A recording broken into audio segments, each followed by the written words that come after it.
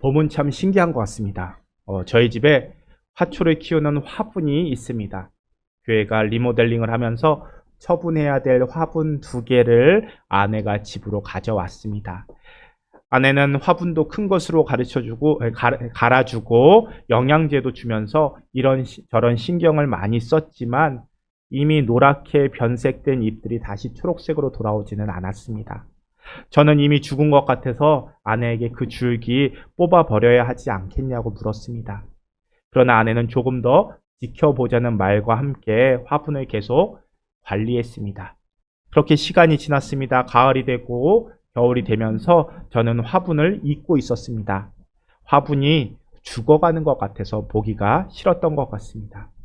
그런데 지난 주간에 거실에 앉아서 설교를 쓰다가 잠시 화분을 보게 되었는데 새로운 줄기가 2개가 올라온 것을 발견했습니다. 이미 죽은 것이 아닌가 생각이 들 정도로 색이 바래버린 줄기 사이에서 연한 녹색이 올라오는 이 줄기들을 바라보면서 새로운 생명을 느낄 수 있는 것 같아서 기분이 좋았습니다.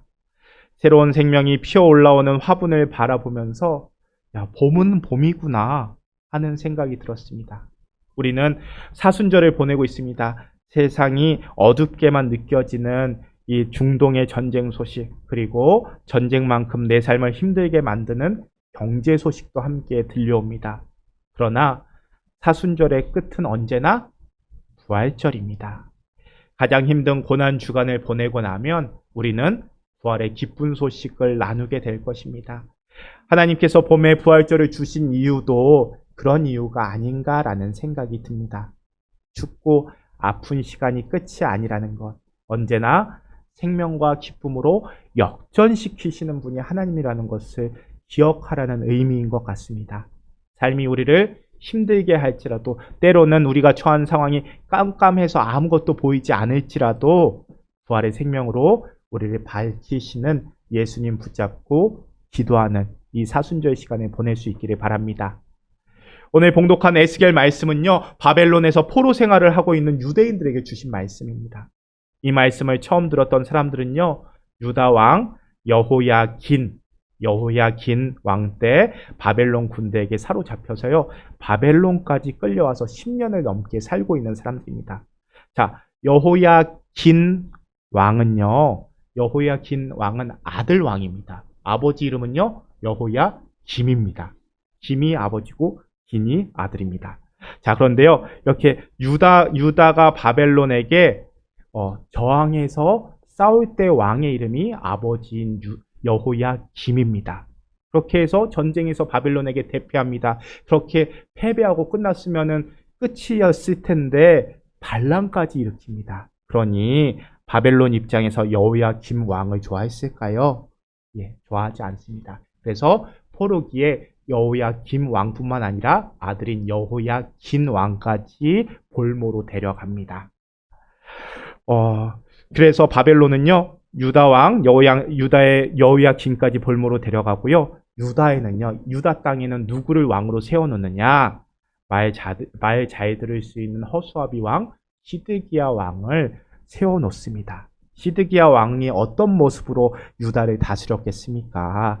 자기를 왕으로 세워준 바벨론을 위해서 유다를 다스리지 않았겠습니까? 시드기야는요, 바벨론에 대항하기보다는요, 친바벨론 정책을 펼쳐갑니다. 그런 시드기야의 왕의 모습이 바벨론에서 포로 생활하고 있는 사람들의 마음에는요, 더욱더 어둡게 다가옵니다. 우리는 바벨론을 떠나서 하나님께서 역전시켜서 이스라엘로, 유다로 돌아갈 수 있을 거야 라는 희망을 갖고 살아가고 있는 사람들에게 시드기야 왕의 모습은 그 희망을 잃어가게 만듭니다. 하나님께서 우리를 바벨론에서 돌아가게 하실 거라고 생각했습니다. 이 사람들은요, 포로 생활하면서 언제든 금방 하나님께서 역전시키실 거야, 고향으로 돌아가게 하실 거야 생각했습니다. 바벨론 땅에서 하는 10년 내내 고향으로 돌아갈 희망만 갖고 살아가게 됩니다. 그런데 이 사람들과 함께 포로로 끌려온 선지자 에스겔은요, 그런 희망 버리라고 외칩니다. 유다 사람들이 지은 죄 때문에 나라가 망하고 성전이 무너질 것이라고 거듭해서 외칩니다. 어떻게 그러겠습니까? 그래도 유다의 선지자라면은 희망을 주는 하나님 말씀 전해야 되는 것 아닙니까? 유다의 백성들이 다시 국권이 회복되고 포로 생활하던 사람들 이제 하나님께서 곧 돌려보내실 거야 라고 전해줘야 되는 것 아닙니까? 하지만 하나님의 생각은 달랐습니다. 하나님의 뜻은 나라가 완전히 망하는 것이었습니다. 나라가 완전히 망함으로써 나라를 잃은 서름과 슬픔, 특히 죄의 값이 얼마나 혹독한지를 깨닫기를 원하셨습니다. 이런 하나님의 뜻대로 유다 나라는요, 결국 완전히 망하게 됩니다. 예루살렘의 성, 하나님께서 마지막까지 거하시는 우리 하나님께서 계신다고 생각했던 그 예루살렘의 성전마저도요, 파괴됩니다. 그 소식이 바벨론에 끌려온 사람들에게도 전해집니다. 그 소식을 전해 들은 사람들의 마음이 어땠겠습니까? 이 사람들이 이제는 다시 고향 땅으로 돌아가는 거 포기하고 맙니다. 오늘 말씀 11절은요. 이런 바벨론에서 이 소식을 들은 사람들의 한탄이 담겨 있습니다. 우리 11절 말씀 함께 읽겠습니다. 또 내게 이르시되 인자야 이 뼈들은 이스라엘 온 족속이라 그들이 이르기를 우리의 뼈들이 말랐고 우리의 소망이 없어졌으니 우리는 다 멸절되었다 하느니라. 간단히 말하면요. 우리 망했습니다. 우리 죽었습니다. 라는 말입니다. 왕도 사라지고 돌아갈 나라도 사라지고 무엇보다 하나님께서 거하신다고 생각했던 예루살렘 성전마저도 무너졌습니다. 이제 그들은 자신들이 더럽다고 생각했던 이 이방 땅에서 죽는 법밖에 남아있지 않는다고 생각했습니다. 그의 후손들이 이방 땅에서 이제 이방 민족과 동화될 것이고요. 민족 전체가 그렇게 사라지듯이 흩어지듯이 없어지는 것밖에 우리에게 남아있는 것이 없습니다. 그들이 마치 골짜기에 가득한 마른 뼈들과 같이 아무런 희망이 없는 존재가 되어버렸다고 한탄합니다. 그런데 이것은 그들이 하나님의 말씀을 떠났기 때문에 거역했기 때문에 일어난 일입니다. 나라가 망하기 오래전부터 하나님께서는요 유다 땅에 선지자를 보내셔서 이런 일 있을 거야. 너희가 이렇게 하나님 외면하고 하나님 떠나서 살아간다면 이런 일 있을 거야. 수없이 경고했지만 그들은 도무지 들어도 듣지 않고 자기 마음대로 살았습니다. 그래서 결국 나라가 망하고 맙니다. 하나님은 하나님의 말씀과 끊어지는 것이 곧 죽음으로 스스로 걸어가는 길이며 절망에 이르는 발걸음이라고 수없이 말씀하셨지만 이스라엘은 거역하고 스스로 절망을 향해서 걸어갑니다. 하나님은 이스라엘의 그 발걸음을 보면서 마음 아파하셨지만 결국 이스라엘을 바벨론 손에 넘어가도록 그대로 내버려 두십니다. 민족 전체가 절망과 죽음에 이르게 하십니다. 그리고 아무런 희망도 갖지 말라고 말씀하십니다.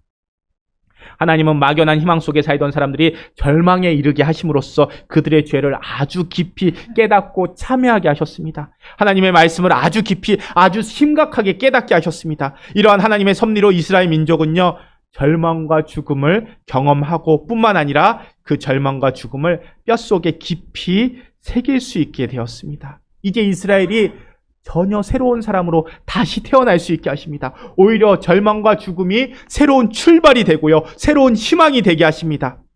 오늘 본문에 나오는 대로 하나님은 죽어서 무덤 속에 있던 사람들을 무덤에서 나오게 하시고요. 마른 뼈들이 살아나게 하십니다. 다시 고국으로 돌아가게 하실 것이라고 약속하십니다. 이러한 희망과 약속은 완전한 절망 뒤에 새롭게 이루어지게 됩니다. 이렇게 바벨론에게 망한 유다는요, 이제 이전과는 전혀 새로운 민족이 됩니다. 망한 뒤에, 이 유다 사람들이 망한 뒤에 가장 먼저 했던 일이 무엇인지 아십니까? 이들은 자기의 죄 때문에 나라가 망했다는 사실을 받아들이고요. 하나님의 말씀을 찾기 시작합니다. 하나님의 말씀을 모으고 정리하는 일을 시작합니다. 구약 성경이 한 권의 책으로 묶인 것이 바로 이 시대 바벨론 포로기 때입니다. 하나님의 말씀을 무시하고 살던 사람들이 이제 다시 하나님의 말씀을 찾고 그 말씀을 모아서 책으로 만들고요. 나 혼자 보는 것이 아니라 회당에 모여서 함께 모여서 성경 암송하고 성경을 공부하기 시작합니다. 그리하여서 다시 최고의 강대국이자 문명국인 바벨론 이 나라에 동화되지 않고 우리는 하나님의 백성입니다라는 정체성을 지키며 살아낼 수 있게 되고요. 결국 다시 고향으로 돌아오게 됩니다. 그리고 그들은 무너진 성전을 재건할 수 있게 됩니다. 그들이 겪은 절망과 죽음이 그들을 새롭게 합니다. 그런 의미에서 절망과 죽음이 꼭 나쁜 것만은 아닌 것 같습니다. 어둠 속에 들어갈 때 우리는 빛을 찾게 됩니다. 그리고 빛이 우리 눈에 들어옵니다. 우리가 그 어두운 터널을 통과할 때 비로소 새로운 사람으로 살 수 있게 된다는 뜻입니다. 우리가 작년 가을 식수가 없는 마을에 우물을 퍼주기 위해서 걸었던 6km 행사 기억하십니까? 그 행사를 주최했던 월드비전이라는 단체가 있습니다. 그때 그 행사를 준비하면서 이 월드비전이라는 단체가 어떻게 아이들을 후원하는 일을 시작했는지 찾아보는 가운데 홈페이지에서 창립자 아들이 인터뷰한 내용을 볼 수 있었습니다. 1952년 크리스마스 시즌에 창립자 밥 피어스라는 사람이 기독교 언론의 전쟁 특파원 자격으로 한국에 파견이 됩니다. 1952년 한국 전쟁이 한참일 무렵이죠. 그가 전쟁을 취재하기 위해서 한국에 방문했을 때는 대구에 이미 파송되어 있었던 선교사 로스라는 여성 선교사가 그 자리에 있었습니다. 로스라는 여성 선교사는 이 피어스를 보자마자 그 팔을 붙잡고 당신 지금 뭘 하든 상관없으니까 우리의 도움이 가장 필요한 곳으로 우리의 눈으로 보러 갑시다 라고 말하면서 이 피어스의 팔을 붙잡고 대구의 한 집으로 끌고 갑니다. 끌려서 간 거죠. 그 집은요, 일본군이 한국을 떠날 때 버린 낡고 허름한 일본식 집이었습니다. 그 집에서 성인 여성 한 분과 그 여성을 돕고 있는 4명의 10대 소녀들이 있었습니다. 그리고요, 그들과 함께 전쟁통에 고아가 된 120명이 넘는 아이들이 함께 있었습니다. 피어스는 120명이 넘는 아이들이 단지 방 2개에 모여서, 왜 방 2개에 모였을까요? 연료비가 없어서요. 따뜻하게 난방할 수 있는 그 방 2개에 모여서 120명이 넘는 아이들이 추위를 버텨내고 있는 모습을 보게 됩니다. 어른 여성 1명, 그리고 우리 중고등부 같은 아이, 이 소녀들 4명이 전쟁통에 고아가 된 120명의 아이들을 살리기 위해서 바쁘게 움직이는 모습을 보게 됩니다. 피어스는요, 그 아이들이 무엇을 먹는지 보게 됩니다. 그저 먹을 것이 없어서 쌀뜨물, 말이 좋아서 쌀뜨물이죠. 쌀을 씻어서 버리는 물들을 모아와서 그 물들을 끓여서 아이들을 먹이고, 그마저도 부족해서 그 전달에 아이들의 40%가 굶어 죽었다라는 이야기를 듣습니다. 그 모습을 본 피어스는요, 절망을 경험하게 됩니다. 하지만 피어스는 그 절망에서 눈 띄지 않았습니다. 눈을 떼지 않고 그 절망을 철저히 지켜보고 기도합니다. 그런 기도 가운데 그 마음속에 하나님께서 들려주시는 음성을 듣게 됩니다. 다른 누구도 이 절망을 보고 이 일을 하지 않는다면 하나님께서 보내주신 내가 책임져야 되지 않겠냐? 라는 마음으로 그 고아원을 지원하기로 결심합니다. 그리고 피어스는요, 이 월드비전이라는 단체를 통해서 기도하는 그리스도인들의 후원을 받아서요, 후원 사역을 시작합니다.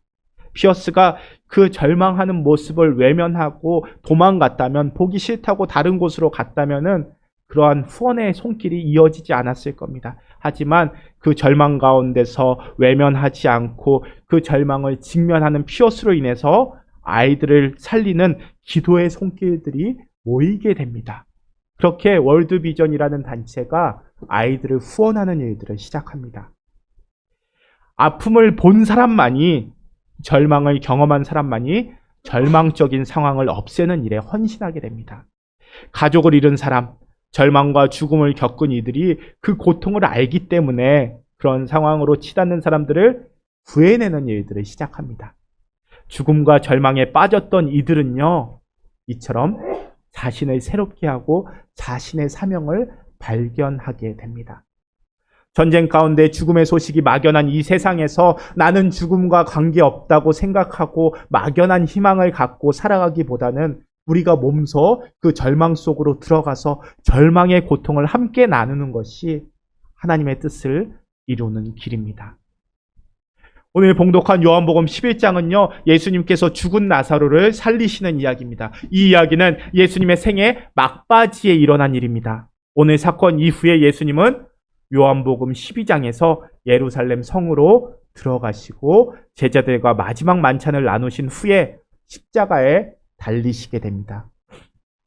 오늘 봉독한 사건은 예수님이 십자가에 달리시기 불과 일주일 전에 일어난 일입니다. 오늘 말씀 속에서 나사로를 살리기 위해서 베드로로 가신 예수님의 상황과 마음을 잘 읽어낼 수 있습니다. 오늘 요한복음 11장 1절부터 3절 말씀 먼저 읽겠습니다.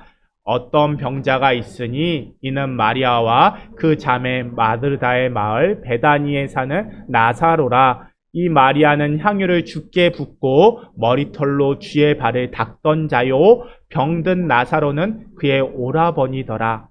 이에 그 누이들이 예수께 사랑을 보내어 이르되 주여 보시옵소서, 사랑하는 자가 병들었나이다 하니. 자, 예수님은 당신께서 사랑하시던 나사로가 병들었다라는 소식을 듣게 됩니다. 그런데 예수님의 반응이요, 우리의 생각과는 조금 다릅니다. 이어지는 4절 말씀 함께 읽겠습니다. 예수께서 들으시고 이르시되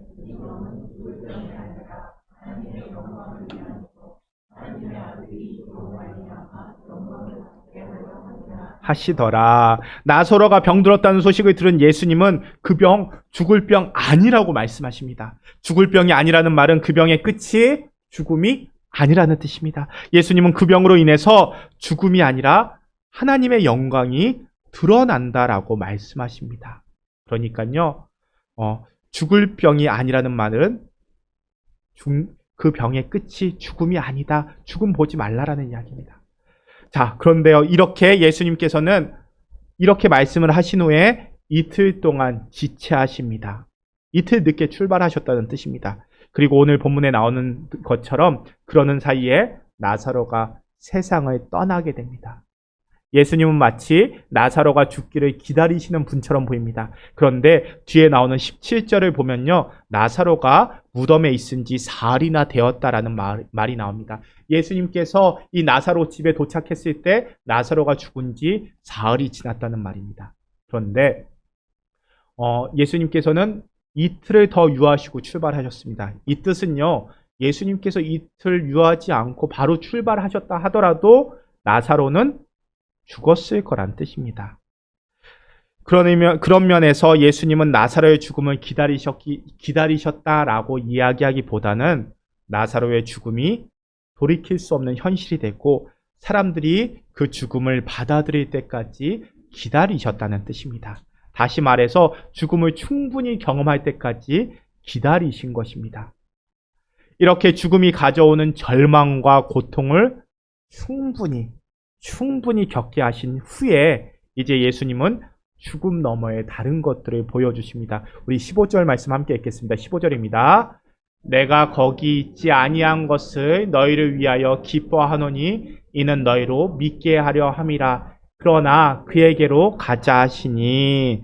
자, 질병이 심해져 죽음이 올 수는 있지만 결코 죽음이 끝이 아니라 죽음 이후에 다른 것이 있다는 것을 보여주고자 하셨습니다. 예수님은 죽음이 결코 우리 인생의 마지막이 아니라는 것을 보여주심으로써 하나님의 영광을 드러내시려고 하셨습니다. 이것이 예수님의 십자가 사건 이후에 일어날 일들을 미리 보여주는 모습이기도 합니다. 때가 되었다고 판단하신 예수님은 드디어 유대 지방을 향해서 출발하십니다. 예수님의 목적지인 이 베다니, 나사로가 있는 베다니는요, 유대 지방의 중심인 예루살렘 바로 옆에 있습니다. 걸어서 3km밖에 되지 않은 거리입니다. 베다니로 가는 것은요, 예수님께서 이제 예루살렘으로 가시는 것과 같습니다. 우리는 알고 있습니다. 이 예루살렘에서 뭐가 기다리고 있습니까? 십자가가 기다리고 있습니다. 그런데 제자들은요, 예수님께서 이 유대지방 떠나서 베단이라고 가자고 하실 때 제자들은 예수님 따르려고 하지 않았습니다. 유대지방에 예수님 죽이려고 하는 사람들이 많았기 때문입니다. 앞서 10장에서 예수님은 이미 그런 위험을 겪으셨습니다. 그래서 제자들은요, 예수님이 다시는 그렇게 위험한 곳으로 가시기를 원치 않으셨습니다. 그때 예수님은 당신이 계시는 지금은 낯이고 지금 당신이 그 낯을 비추는 빛이라고 말씀하십니다. 그리고 그 빛을 비추기 위해서는 유대로 예루살렘으로 가셔야 한다라고 말씀하십니다. 그러니까 예수님은요, 죽음과 고통이라는 어두움을 밝히시는 분이라는 것을 선포한 셈입니다. 이성적으로 생각해 보면요, 제자들 말이 맞습니다. 예수님 가시려는 유대와 예루살렘에는요, 예수님 죽이려는 사람들이 가득합니다. 결국 나사로를 살리러 가시는 길은 스스로를 죽이러 가시는 길입니다. 그런데 이렇게 예수님이 십자가에 달리시는 때가 바로 밤이라고 말씀하십니다. 예수님은 그 밤이 오기 전에 사람들에게 빛을 비추고 하나님의 영광을 보여주시고 그로 인해서 깜깜한 밤을 이겨내는 힘을 주시고자 하셨습니다. 죽음과 절망 너머에 부활과 영생을 선물로 주시는 예수님을 믿게 하시고자 하셨습니다. 바로 그 일을 위해서 예수님은 자신을 돌로 치려고 기다리고 있는 사람들이 있는 예루살렘으로 올라가십니다. 그런데 그런 예수님의 말씀을 듣고 옆에 있는 제자 도마가 다른 제자들에게 이렇게 말합니다. 우리 16절 말씀도 함께 읽겠습니다. 디두모라고도 하는 도마가 다른 제자들에게 말하되 우리도 주와 함께 죽으러 가자 하니라. 도마는 다른 제자들에게 우리도 주와 함께 죽으러 가자고 냉소적으로 말합니다. 유대로 가시는 길이 곧 죽음을 향한 길로 가신다는 뜻입니다. 그리고 실제로 예수님은 죽음을 당하십니다. 예수님이 죽은 나사로를 살리러 가시는 길은 죽음을 향해 가는 길이었습니다. 예수님은 결국 나사로 살리시지만 예수님은 죽습니다. 예수님은 나사로를 살리기 위해서 죽음을 향한 길을 걸어가십니다. 예수님은 생명을 주시려고 죽음이 있는 곳으로 걸어가셨습니다. 예수님은 죽음이 기다리는 예루살렘으로 가는 그 길이 죽은 나사로를 살리는 길이고 나사로뿐만 아니라 죽음으로 인해서 절망에 빠진 사람들을 위로하는 길이라고 말씀하십니다. 예수님이 우리의 구원자가 되시는 것은요, 단지 죽은 사람을 살리는 능력 때문만이 아닙니다. 예수님은 죽음과 상관이 없는 분이 아니기 때문에 우리의 구원자가 되시는 겁니다. 자, 예수님은요, 나사로의 죽음으로 인한 충격과 절망을 사람들에게 겪게 하실 뿐만 아니라 예수님 자신도 나사로와 같은 죽음과 절망을 참여하십니다. 예수님은 이 땅에 오셔서 기적과 능력을 보여주시면서 보통 사람들이 겪는 고통과 관계없는 분으로 사시지 않으셨습니다. 사람들과 함께 배고파 하셨고요. 사람들과 함께 길거리에서 주무시고요. 추위 속에 떠셨습니다. 그리고 사람들이 겪는 죽음에도 동참하심으로써 죽음이 기다리고 있는 예루살렘 성전에 올라가십니다. 이 모습을 시브리서에서는요, 이렇게 설명합니다. 우리 시브리서 4장 15절 말씀 함께 시브리서 4장 15절 말씀 함께 읽도록 하겠습니다. 제일 위에 있는 거 한 절만 읽으시면 됩니다. 우리에게 있는 대제사장은 우리의 연약함을 동정하지 못하시리가 아니요 모든 일에 우리와 똑같이 시험을 받으시니로되 죄는 없으시니라. 자, 이 말씀에서 우리에게 있는 대제사장이 누구십니까? 예수님이시죠. 예수님은 우리의 연약함을 동정하지 못하시리가 아니라고 설명합니다. 그런데 이 설명만큼은요, 이전 번역인 개역 한글 성경이 더 잘 표현하고 있는 것 같습니다. 제일 마지막 단에 있는 거죠. 예수님은 우리의 연약함을 체휼하지 아니하는 자가 아니라고 말씀하십니다. 체휼하는 분이라는 뜻입니다. 체휼 무슨 뜻일까요? 체휼의 채자가 몸체자입니다. 그러니까 국률이 여기는 그 마음을 마음에서 끝내는 것이 아니라 몸으로 함께 하신다는 뜻입니다. 영어 성경에 나오듯이 동정하는 것을 넘어서 그 마음이 우리와 함께 하시는 분, 우리의 아픔과 연약함을 당신의 몸으로 함께 겪으시는 분이 예수님입니다. 그러니까 멀리서 우리를 동정하시는 분이 아니라 우리의 연약함과 죽음을 담당하는 대제사장이 되십니다. 이것이 바로 십자가의 신비입니다. 예수님은 우리의 고통을 함께 하시고요, 우리를 살리려고 십자가에 지셨습니다. 하나님이시라면은 하늘에서 우리를 구원해 주셔도 충분하지 않습니까? 충분하지 않다는 겁니다. 그저 값싼 동정, 저 멀리서 바라보는 동정이 아니라 우리의 어둠과 아픔을 함께 하시기 위해서 절망과 죽음 속으로 들어오신 분이 예수님이라는 겁니다. 그렇게 육신을 입고 우리와 하나가 되신 분이 예수님입니다. 우리와 하나가 되셨기 때문에 예수님은요, 인간처럼 죽으셨습니다. 그것도 편안한 죽음이 아니라 채찍에 살이 찢기고 손과 발이 뚫리고 옆구리를 창에 찔리는 극심한 고통을 겪으셨습니다. 하지만 그런 죽음이 끝이 아니라는 것을 보여주십니다. 예수님은 그 절망과 죽음을 이겨내시고 부활하셨습니다. 부활하시면서 말씀하시는 겁니다. 너희도 이렇게 부활할 거야. 보여주신 겁니다. 그래서 우리도 예수님처럼 죽음을 이겨낼 거라는 소망을 품을 수 있게 되었습니다. 예수님의 십자가는요, 예수님이 우리의 죽음에 참여하는 자리고 우리와 하나가 되는 자리입니다. 우리가 예수님과 연합하는 자리입니다. 그러니 사랑하는 여러분, 죽음과 절망 두려워하지 마십시오. 여러분, 절망에 빠져본 적 있으신가요? 그 자리에 예수님이 계십니다. 죽음과 고통, 죽음의 고통 겪어본 적이 있으신가요? 그 자리에 예수님이 계십니다. 막연한 희망 가지고 살기보다는 차라리 절망과 고통에 빠져서 거기서 예수님을 만나는 것이 참된 희망입니다. 지금 많은 사람들의 목숨을 빼앗아가는 이 전쟁이요, 우리에게는 솔직히 먼 이야기처럼 들립니다. 우리는요, 전쟁의 위협을요, 불확정성이라고 표현합니다. 쉽게 말해서요, 안정적이었던 우리의 루틴이 무너졌다는 뜻입니다. 멀리 있는 우리에게 전쟁은요, 물리적으로 먼 곳에 사는 우리들에게는요, 그냥 먼 곳에서 일어난 일이고, 우리에게 다가오는 미사일과 포탄은 안정적인 공급망이 무너진 결과로 다가오는 숫자들입니다.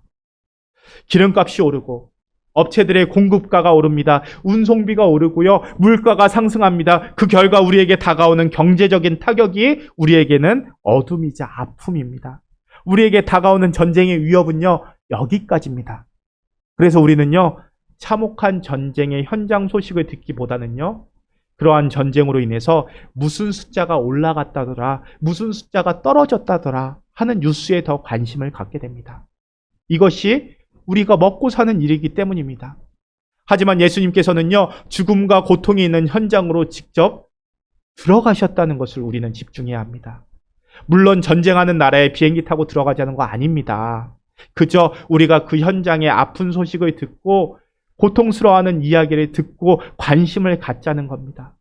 우리가 그 현장에서 눈을 떼지 않고 지켜보는 것만으로도 우리는 사람들에게 희망이 없음을 확인할 수 있습니다. 그들에게서 눈을 돌리지 않고 그 자리를 함께 바라보는 것만으로 우리는 우리의 계산이 아니라 우리 마음속에 하나님의 마음을 품을 수 있게 될 것입니다. 그리고 그런 우리를 사용하셔서 우리를 사용함으로써 세상을 살리는 일에 참여하게 하실 것입니다. 솔직히 매일 포탄이 떨어지고 사람들이 죽는 이야기 누가 보고 싶어하고 듣고 싶어 하겠습니까? 우리에게는요, BTS의 공연 소식과 같은 기쁜 소식들이 더 마음이 끕니다. 반도체 시장이 확대되어서요, 주가가 올라간다는 소식이 더 우리의 마음에 이목을 잡습니다. 하지만 하나님은요, 우리로 하여금 아픔의 자리에 주목하게 만드십니다. 절망과 죽음이 있는 그곳에 우리의 마음을 두라고 말씀하십니다. 그렇게 우리가 죽음을 바라보는 것만으로 예수님의 죽음의 자리에서 부활의 능력을 세우실 것임을 우리에게 목격하게 하실 것입니다. 나는 절망과 관계없이 평안하게 살아서 감사합니다. 이거 자랑할 것이 아니라 절망과 죽음이 있는 곳으로 가서 절망과 죽음에 참여하는 것이 예수님을 만나는 길이고 예수님과 함께 사는 길입니다. 이 땅에 참된 소망 보여주고 하나님의 영광 드러내는 길입니다. 아픔과 절망 외면하지 마십시오. 내 삶 가운데 절망과 아픔이 찾아온다면요, 마주하십시오. 그곳에서 예수님께서 기다리고 계십니다. 그곳에서 예수님께서 회복시키시고 생명을 주십니다. 그 자리로 나아가서 예수님 만나시고 예수님이 주시는 생명을 경험할 수 있기를 바랍니다. 예수님과 함께 경험한 부활과 영생의 기쁜 소식을 선포하고 나누는 삶을 살아가실 수 있는 저와 여러분들, 우리 제일교회가 될 수 있기를 바랍니다. 우리 함께 기도하겠습니다. 하나님, 절망과 죽음의 길에서 우리를 만나주시니 감사합니다. 우리의 절망과 죽음을 함께 하시고 이겨내시는 주님을 찬양합니다. 주님, 우리들이 우리 자신의 죄와 이 땅의 현실에 대해서 깊이 절망하게 하옵소서. 우리 자신에 대해서 절망하게 하옵소서. 우리와 함께 하시는 예수님 안에서 참된 희망을 얻게 하여 주옵소서. 오늘도 우리가 이 땅에 생명을 주시기 위해서 죽음에 가신 예수님과 하나가 되고 이 세상의 죽음과 절망에 참여하게 하여 주옵소서. 또한 거기서 부활과 영생의 열매를 거두는 우리의 삶이 되게 하여 주옵소서. 우리를 이끄시고 인도하시는 예수님의 이름으로 기도합니다. 아멘.